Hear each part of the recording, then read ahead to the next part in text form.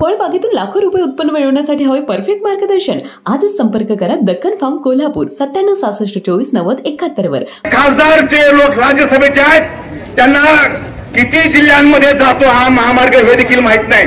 बोर्डवर लिहिलं 13 जिल्हे म्हटले 14 जिल्हे. हरकतीमध्ये कोल्हापूर जिल्ह्यातील 100% शेतकऱ्यांनी विरोधाच्या हरकती दिलेल्या आहेत. 15(2) कलम त्यांनी बदलले आणि सांगितले आहे की जी 1 वर्षाची अट होती अधिसूचना जेव्हा हरकती दाखल होतील त्याच्यावरती सुनावणी घेण्यासाठीची ती त्यांनी बदलून 1 वर्षाचा कालावधी आता वाढवलेला आहे. पुन्हा सरंजामदारी व्यवस्था आणण्यासाठीचा हा संकेत दिसतो की जमीनदार आम्हाला सांगायला लागलेले आहेत की शेतकऱ्यांचं भलं काय आहे.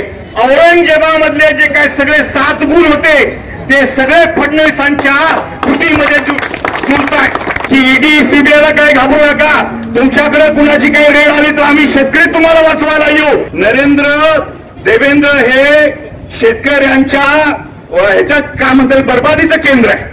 देवेंद्र शेतकऱ्यांच्या बर्बादीचं केंद्र झालेलं आहे. या अगोदर अनेक कार्यक्रमांमध्ये आम्ही आमची भूमिका स्पष्ट केलेली आहे, त्यामुळे इथं भाषण करण्याचा मुद्दा नाही आहे. पण माईकची सोय केलेली आहे. तहसीलदार साहेब जरी आत गेले असतील तरी आपलं म्हणणं आहे ते ऐकत असतील. 3-4 मुद्दे जे आहेत ते आज मोर्चाच्या निमित्ताने तुमच्या समोर ठेवल्याशिवाय आणि तहसीलदारांच्या कानावरती प्रसंगी कानात घातल्याशिवाय जाता कामाने आपण इथून विसर्जन होता कामाने. पहिला महत्वाचा मुद्दा आहे की ज्यांनी जो काही एक भुदरगड तालुक्यातील एजंट मागचा 1 महिना झाला वेगळ्या ठिकाणी फिरतोय मी शेतकरी म्हणून तो जमीनदार आहे आणि या जमीनदारांनी कशा रीतीने आपल्या शेतकऱ्यांच्या वरती वर्चस्व इंग्रजांच्या काळापासून त्याच्या पूर्वीच्या काळापासून गाजवले आपण पाहिलेलं आहे. आता पुन्हा सरंजामदारी व्यवस्था आणण्यासाठीचा हा संकेत दिसतो की जमीनदार आम्हाला सांगायला लागलेले आहेत की शेतकऱ्यांचं भलं काय आहे. महत्वाचा मुद्दा आहे बाबा, आपण भाऊ करून घेऊ नये. कारण फडणवीस हे विधिमंडळाचा अपमान करतायत. फडणवीस अपमान करतायत की विधिमंडळामध्ये ऑन फ्लोअर सांगतायत सदर प्रस्ताव उत्तर करा की माझ्याकडे 1000 सह्यांच्या निवेदन कोल्हापुरातल्या शेतकऱ्यांनी दिलेलं आहे. त्यांना आम्हाला सांगायचं आहे तुम्ही कायद्यानुसार 7 मार्च 2024 ला अधिसूचना काढली आणि अधिसूचनेनुसार आमच्या हरकती मागवल्या आणि हरकतीमध्ये कोल्हापूर जिल्ह्यातील 100% शेतकऱ्यांनी विरोधाच्या हरकती दिलेल्या आहेत. हे कायद्यानुसार सह्या मान्य आहेत. 1000 सह्या कोणी उठून देणं हे कायद्यामध्ये बसत नाही. त्याला तुम्ही मुख्यमंत्री म्हणून त्याला संमती कशी देताय? आपल्याला ज्याचा उल्लेख केला पाहिजे कारण तुमचा प्रबोधनी होणं गरजेचं आहे.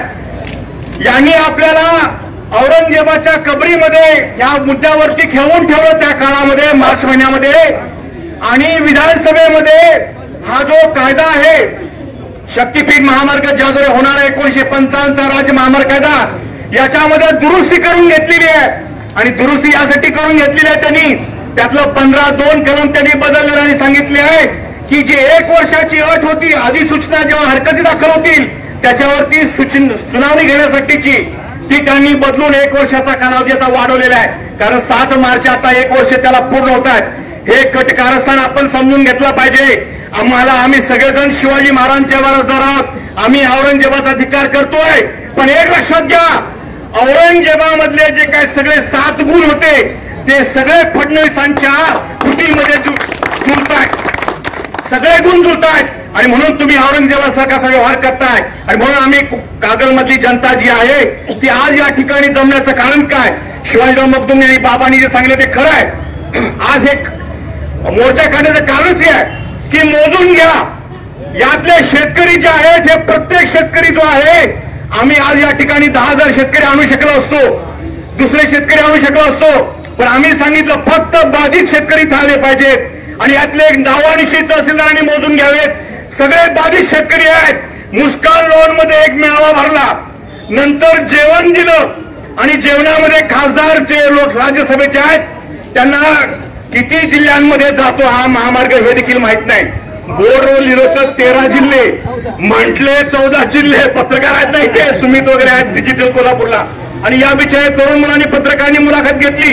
सिद्धनेरलीच्या त्या नदी किनाऱ्यावरचा एक मगदूम असला मगदूम म्हणून एक आहे, तो जेवणाच्या त्या अमिषानं तिथं गेला होता आणि यांनी त्याच्यासमोर माईक लावला. महाराष्ट्राच्या पत्रकाराने विचारलं, तो म्हटला नाही मी बाधित नाही, मी समर्थन करायला आलोय. आणि हे डिजिटल कोल्हापूरचे सुमितने वगैरे माईक लावलं तर म्हटला होय माझी 1 एकर जाते. फसवणूक करून त्या ठिकाणी लोक आणले गेले होते. आणि अशा वेळेला फडणवीस 12 मार्चला आम्ही जेव्हा मोर्चा काढला त्यावेळी फडणवीसांचा इथं निषेध करायला पाहिजे. शेतकऱ्यांना भेटण्यासाठी ते आले नाहीत, ना एकनाथ शिंदे आले. त्यांनी फक्त आपल्या आंबेडकरांना सांगितलं की आमच्या शेतकऱ्यांचे आम्हाला अजिबात मान्य म्हणून आम्ही चर्चा केली नाही. त्यावेळी फडणवीस हे फसवतायत. यांना आम्हाला सांगायचं शेवटी जाताना तो सांगणारा मुद्दा, एकनाथ शिंदे त्या दिवशी 12 मार्चला त्यांच्याकडे खातं असताना देखील आले नाहीत. एकनाथ शिंदे आता 5 तारखेला पुन्हा तिथं कुठेतरी सरवड्यामध्ये येणार आहेत. काय करायला येणार आहेत? विजयी मेळावा. कसला विजय मेळावा?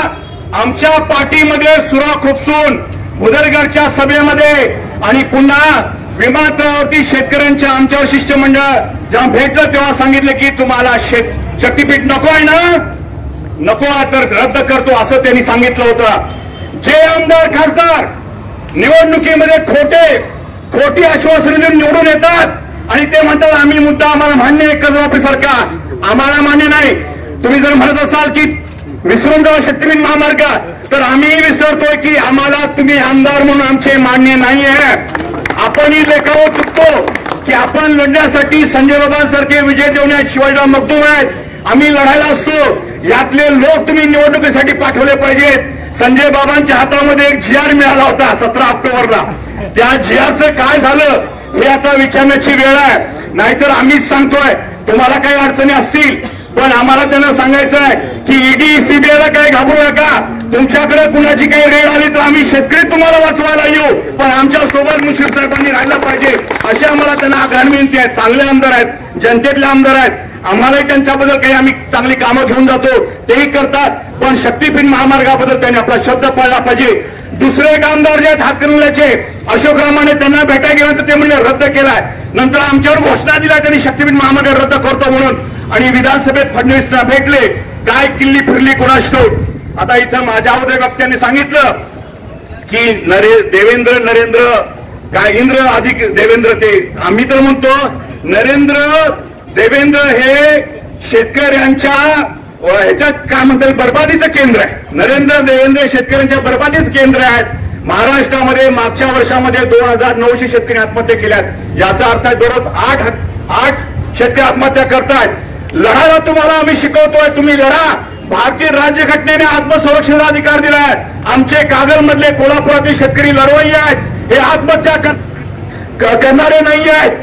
हे प्रसंगी जर आमच्या शेतामध्ये कोणी अधिकारी आला, लाडक्या बहिणींचा इथे उल्लेख झाला, आम्हाला अधिकाऱ्यांना तहसीलदारांना सांगायचं आहे तुमचे अधिकारी जेव्हा आमच्या शेतामध्ये आमच्या मोजणीला येतील तेव्हा तुमच्या घरामध्ये बायकांना सांगून या की कुंकू पुसून त्यांचा या ठिकाणी आम्ही आत्महत्या करणार नाही, क्रॉसिंग करणार, हत्या करणार. आम्ही आमची जमीन वाचवण्यासाठी आम्ही शिवाजी महाराजांचे मावळे जे आहेत ते आम्ही सक्षम आहोत एवढं सांगतो आणि थांबतो. आणि एकनाथ शिंदेना कोल्हापूर जिल्हा बंद आहे हे आपण 5 तारखेला दाखवून देऊ एवढं आवाहन करतो आणि थांबतो.